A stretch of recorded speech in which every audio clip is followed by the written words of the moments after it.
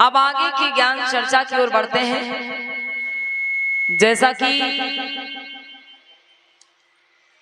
हमारे इस बहुजन समाज में जो महान पुरुष जन्मे और उन महान पुरुषों ने अपने अपने समय में आकर जो विचारधारा इस समाज को दी, आज उन्हीं महान पुरुषों की विचारधारा हम सभी के बीच में पहुंचाई जा रही है। सभी संत गुरु महान पुरुषों ने जो विचारधारा इस समाज को दी, आज उन्हीं महान पुरुषों की विचारधारा हम सभी के बीच में पहुंचाई जा रही है। और मेरे बंधुओं, हमारे महान पुरुषों की जो विचारधारा है, जब हम उसे अपने जीवन में धारण करते हैं तो हमारा कल्याण निश्चित ही होता है। तथागत गौतम बुद्ध ने यह संदेश दिया कि मैं कोई मुक्ति दाता या मोक्ष दाता नहीं हूं, मैं एक मार्ग दाता हूं। अगर मेरे बताए गए मार्ग पे चलोगे तो कल्याण तुम्हारा होगा। मेरे भाई, यह हकीकत है। भले ही आज हमारे महान पुरुष हमारे बीच में नहीं है, लेकिन उनके जो दिए गए विचार हैं, उनकी जो बताई गई बातें हैं, उनकी जो विचारधारा है, वो आज भी हमारे आपके बीच में जीवित है। बाबा साहब भीमराव अंबेडकर जब अमेरिका में पढ़ाई कर रहे थे मेरे बंधु, तो उस समय क्या होता है कि कॉलेज के बाहर एक बोर्ड पर प्रतिदिन कुछ शुभ विचार लिखे जाते थे। तो एक दिन एक शुभ विचार लिखा गया कि कोई भी महान पुरुष,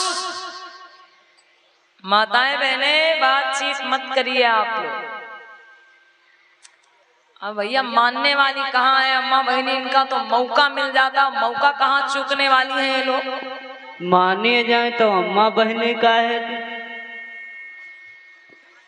एक कहावत भैया सुनी होगी, कहते हैं जहां अम्मा बहनी होए दुई तो खोद डारे भूई, काहे से? बातन से।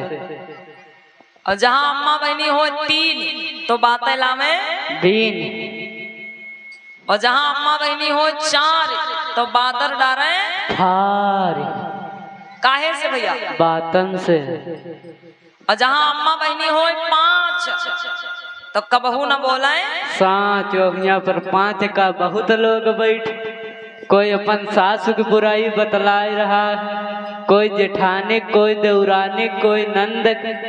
देखो बहुत ही खुश हुई है हम पर, कहती मिल जाए कि आंखें फोड़ डाली। अच्छा माताएं बहने तो बातचीत ना करें, आप लोग सुने कि बाबा साहब अंबेडकर जब अमेरिका में पढ़ाई कर रहे थे तो उन दिनों क्या होता था कि कॉलेज के बाहर प्रतिदिन एक शुभ विचार लिखा जाता था। तो एक दिन शुभ विचार में लिखा गया कि कोई आम व्यक्ति जब जन्म लेता है, कमाता है, खाता है और मर जाता है, लेकिन जब कोई महापुरुष जन्म लेता है तो वो मरता नहीं बल्कि अमर हो जाता है। तो भैया बाबा साहब अंबेडकर ने जब इस लाइन को पढ़ा तो बाबा साहब अंबेडकर ने वो लाइन मिटा के क्या लिख दिया कि जिस प्रकार से कोई आम पुरुष जन्म लेता है, कमाता है, खाता है, मर जाता है, उसी प्रकार से कोई महापुरुष भी जन्म लेता है, समाज को जगाता है और मर जाता है। अब जैसे ही वहां के प्रोफेसर लोगों ने ये बात पढ़ी, अरे हड़कंप मच गया, ये किसने लिखा, ये किसने लिखा, ये महान पुरुषों का अपमान है। अरे ऐसा किसने लिख दिया कि महापुरुष भी मर जाते हैं? भाई लोग इकट्ठा हुए। अब वहां के जो प्रोफेसर लोग थे वो बहुत चिल्ला रहे थे कि भैया किसने लिख दिया, किसने लिख दिया।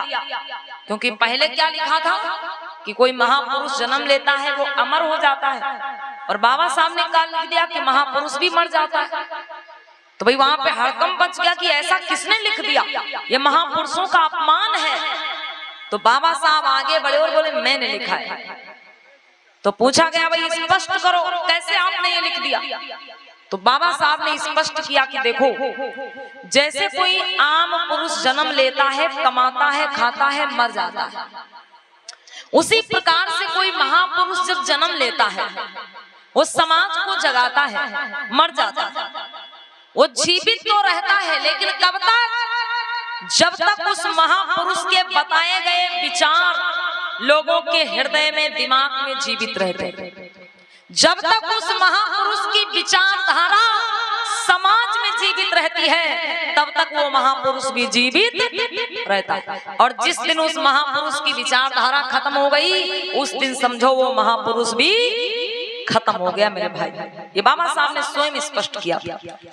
तो अगर हम अपने महापुरुषों को जीवित रखना चाहते हैं भैया, अगर हम बाबा साहब को जीवित रखना चाहते हैं, तथागत गौतम बुद्ध को जीवित रखना चाहते हैं, ज्योतिबा फूले को जीवित रखना चाहते हैं, माता सावित्रीबाई फूले को जीवित रखना चाहते हैं, तो इसके लिए हमें क्या करना पड़ेगा?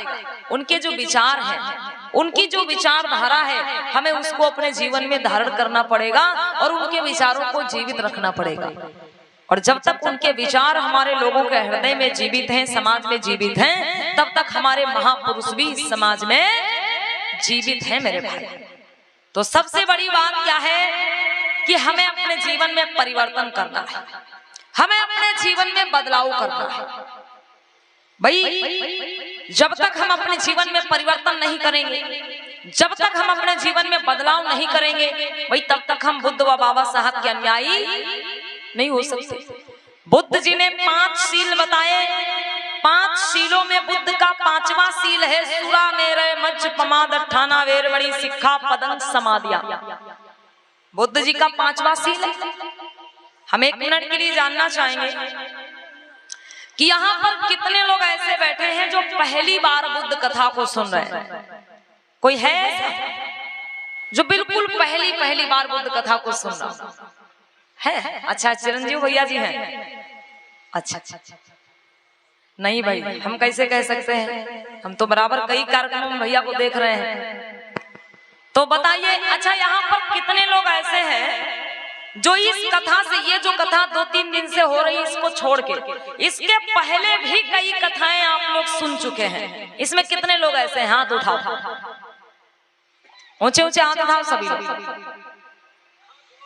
बड़ी अच्छी बात, हाथ नीचे कर। ठीक। अब बताइए इसमें कितने हमारे भैया लोग, दादा लोग हैं, नाराज मत होना, हाथ उठा देना ईमानदारी से। इसमें कितने हमारे भैया दादा लोग हैं जो भाई शराब पीते हैं? कोई हाथ उठाएगा? हाँ, नहीं, सही बात है, ईमानदारी से हाथ उठाओ। हाँ, हाथ उठाए रहेंगे आप लोग। कितने लोग शराब पीते? पौवा भैया, पौवा। अच्छा, अरे रुको भैया, देखो रमेश दादा का, देखो हमहू का फंसवाए दे भैया है, मतलब हमारी मन जब बैठ के हाथ उठा रहे हैं भैया। ये यही गांव के कमेटी के सदस्य हैं दादा, ये मत समझ लेना कि हमारी टीम में है। अब भाई गिनती तो हमारी टीम में होगी आपकी। तब भैया आप दादा नीचे खड़े होकर हाथ उठाओ जाके।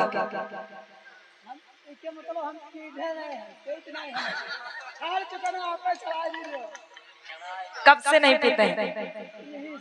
अच्छा, जब पिछली बार कथा हुई थी तब से नहीं पीते हैं भैया? सही कह रहे हैं दादा, सही कह रहे हैं। अरे भाई तब जोरदार ताली बजाइए, तब फिर आप क्यों हाथ उठा रहे हैं भाई? तब तो बड़ी अच्छी बात, तब ठीक है, आपकी गिनती हमारी टीम में है, ठीक है। हाँ, इधर से मतलब हम ये जानना चाहते हैं कि भाई कितने हमारे भैया लोग, दादा लोग शराब पीते हैं, दारू? भाई हाथ उठा दीजिए बस। केवल हम ये नहीं कहेंगे छोड़ दो, बिल्कुल ना कहेंगे, हाथ उठा दो, केवल ईमानदारी से हाथ उठा दो भैया, उठाओ हाथ जल्दी जल्दी। बहुत हाथ उठ रहे हैं, ठीक है, हाथ नीचे कर लीजिए। और इधर अम्मा बहनी पीती हो, आप लोग हाथ उठाए दो। हाँ भैया, अच्छा अच्छा अच्छा, ठीक है, रुकिए भैया। देखो ये आपस की बात हो रही, ये देखो हम आपके परिवार के सदस्य हैं और उसी तरह से आप भी हमारे परिवार के सदस्य हैं। ये आपस में बातचीत हो रही, यहाँ किसी की निंदा नहीं हो रही। मतलब ये मत सोचिएगा, बस हम आपसे जान के और आपको समझाएंगे। अगर आपको ठीक लगे तो भाई छोड़ देना, कोई जबरदस्ती नहीं करेंगे। ये मत सोचना कि हम हाथ उठा देंगे तो हमसे कसम खिलवाई जाएगी, ना, जबरदस्ती बिल्कुल भी नहीं करेंगे। और इसी बीच में ये हमारे संतोष कुमार पत्रकार भैया जी यहाँ पर उपस्थित हैं। एक बार जोरदार तालियां हमारे भैया के लिए बजाइएगा आप लोग, जोरदार तालियां। जो दिन रात बाबा साहब के मिशन को, महापुरुषों की विचारधारा को और बहुजन समाज के लोगों की आवाज को जन जन तक पहुंचाने का कार्य करते हैं। एक बार जोरदार तालियां माननीय संतोष कुमार पत्रकार भैया के लिए। बहुत बहुत धन्यवाद जो भैया ने अपना समय निकाला और इस ज्ञान चर्चा में पहुंचे। बहुत बहुत साथ। अच्छा, इसमें कितने लोग ऐसे बैठे हैं दद्दा जो लोग पुड़िया, गुटखा, तंबाकू खाते हैं? वो लोग हाथ उठा दें। हाँ, कोई डरने वाली बात थोड़ा ना, हाथ उठाओ भैया। बच्चों तुम वो लोग हाथ उठा सकते हो। खाते हो? कौन खाता है बताओ, कौन खाता है? अपने आप को ना बताओ, दूसरे को बता दो कौन खाता है। इधर से अम्मा बहनी हो, इधर से है कोई? धीरे से हाथ उठाओ, हम ही देखेंगे, भैया लोग नहीं देखेंगे। है कोई खाने वाला? होंगे तो बहुत लोग वैसे, हमें पता। ठीक है भैया, हाथ नीचे कर। देखो ये मैंने इसलिए पूछा, जैसे हम कार्यक्रमों में जाते हैं भाई, बुद्ध कथाओं में जाते हैं और 3 घंटे 4 घंटे 5 घंटे बैठ के कथा सुनते हैं। अब भगवान बुद्ध ने क्या कहा कि नशीले पदार्थों के सेवन से हमें दूर रहना चाहिए। भाई बुद्ध जी ने क्या कहा कि नशे से हमें दूर रहना चाहिए, मतलब नशीले पदार्थों का सेवन नहीं करना चाहिए। बीड़ी, पुड़िया, पान, तंबाकू, गुटखा, शराब, जो भी है नशीले पदार्थ। अब भैया कथा में तो हम रोज जा रहे हैं, कथा हम रोज सुन रहे हैं, लेकिन आदत को बदल नहीं रहे हैं। भाई बुद्ध जी को तो हम मान रहे हैं, लेकिन बुद्ध जी की बात को नहीं मान रहे तो मेरे भाई कैसे कल्याण हो जाएगा बताइए आप? कल्याण होने वाला है नहीं। भाई बुद्ध का जो ज्ञान है वो धारण करने का विषय, ये वो वाली कथा नहीं है भैया जिसमें कहता है कि राधे राधे जपते रहो किनारा मिलेगा। ठीक है, यहाँ किनारे बैठाने की बात नहीं की जाती, आपको आगे बढ़ाने की बात की जाती है। आप आगे कैसे बढ़ेंगे? और आगे तो आप तभी बढ़ पाएंगे, ऊंचाई पे आप तभी पहुंच पाएंगे, अच्छा जीवन आपका तभी हो पाएगा, गरीबी आपकी तभी मिटेगी जब आप कुसंगति से बाहर निकलेंगे। जितना पैसा आप दारू में, बीड़ी में, पुड़िया में, पान में, तंबाकू में, और इधर से अम्मा बहनी हमारी अंधविश्वास, आडंबर, पाखंड में, जितना पैसा हम इन चीजों में खर्च करते हैं, जिस दिन से ये पैसा बचा के हम अपनी घर गृहस्थी में या अपने बच्चों की अच्छी शिक्षा पे लगाने लगेंगे, उसी दिन से हमारी सारी समस्याएं खत्म हो जाएंगी। भाई जिस दिन से हम अपना ये पैसा जो कुसंगति में खर्च कर रहे हैं बचा के अपने बच्चों की पढ़ाई पे, अपनी घर गृहस्थी में खर्च करेंगे, हमारी सारी समस्याएं दूर हो जाएंगी। तो मेरा यह निवेदन है मेरे भैया लोगों से, दादा लोगों से, कि 3 दिनों से अगर आप ये बुद्ध कथा सुनने के लिए आ रहे हैं, और अभी 2 दिन कथा और रहेगी आपके बीच में, कल और परसों, तो ज्यादा कुछ इतनी आदत को आप अपनी जरूर सुधार लेना कि जो भी आप नशा करते हैं कम से कम इसका त्याग कर देना। भाई 5 दिन की जो कथा आप सुनेंगे इसमें ज्यादा कुछ नहीं सुधार सकते, ज्यादा कुछ नहीं बदल सकते। भाई बहुत से रीति रिवाज हैं, परंपराएं हैं जिनमें अंधविश्वास है, पाखंड है, हम चाह कर भी उसे छोड़ नहीं पाते। क्यों? भाई वो 50 साल से होता चला आ रहा है और अगर हम महिलाओं को समझाएं कि ये ना पूजो, वो ना पूजो, वो छोड़ दो, वो छोड़ दो, तो ये कहेंगे हाँ काहे छोड़ दे, ये तो पुरखन से होई चली आवा, ये तो पुरखा करते रहे तो हम करेंगे। अरे भाई जो चीज 50 सालों से चली आ रही भाई उससे हम इतनी जल्दी नहीं निकल पा रहे, धीरे धीरे निकल रहे हैं। ऐसा नहीं कि नहीं निकल रहे, धीरे धीरे निकल रहे, लेकिन जो चीज हमारे ऊपर ही निर्भर है भाई उसको तो हम छोड़ सकते हैं ना। नशा आप करते तो किसी के कहने पे तो नहीं करते, और ना तो भाई रिवाज के अनुसार करते कि नहीं हमारे बप्पा 4 पौवा पियत रहे तो हम 8 पौवा पी रहे हैं। भाई इसमें कोई रीति रिवाज परंपरा की कौन है? भाई सोमरन चाचा जी के लिए एक बार जोरदार ताली बजाइए। जब आते हैं कोई अच्छी खबर लेके आते हैं। चलिए वो आपकी भी बात अभी बताएंगे हम, पहले इधर से बता दें। तो मेरा कहने का मतलब है भैया कि जो हमारी आदत है भाई हम उसमें अपने आप के मालिक हैं, तो उसमें हम कुछ सुधार कुछ परिवर्तन जरूर कर सकते हैं। अगर आप 4-5 नशा करते हैं तो ज्यादा नहीं भाई एक ही नशा छोड़ दीजिए, कम से कम इतना तो रहेगा कि हाँ इब्राहिमपुर में बुद्ध कथा चल रही थी, हम वहाँ बुद्ध कथा सुनने गए थे, हमारी समझ में आ गया, तब से हमने दारू छोड़ दी, तब से हमने बीड़ी छोड़ दी, तब से हमने गुटखा छोड़ दिया। भाई 4-5 नशा करते हैं, ज्यादा नहीं छोड़ सकते, तो कम से कम आप यहाँ पे सुनने के लिए आए हैं तो कुछ सुधार करके जरूर, कुछ ना कुछ जो गलत चीज है उसका त्याग करके जरूर जाएं। और एक चीज हमारे जो भैया लोग नशा करते हैं, जो लोग दारू पीते हैं, बीड़ी पीते हैं, गुटखा खाते हैं, भैया लोग हो चाहे अम्मा बहनी हो, सुनना तो ये मत सोचना कि आपके जो बच्चे हैं, आपकी जो आने वाली पीढ़ी है वो अच्छे रास्ता पे जाएगी। क्यों भैया? क्योंकि आप अपने बच्चों के लिए एक रास्ता बना रहे हैं। भाई जो आप कर रहे हैं वो आपके बच्चे देख रहे हैं, आप अपने बच्चों के लिए एक रास्ता बना रहे हैं, और किसी ना किसी दिन आपके बच्चे उस रास्ता पे चल सकते हैं, आप उनको रोक नहीं पाएंगे मेरे भाई।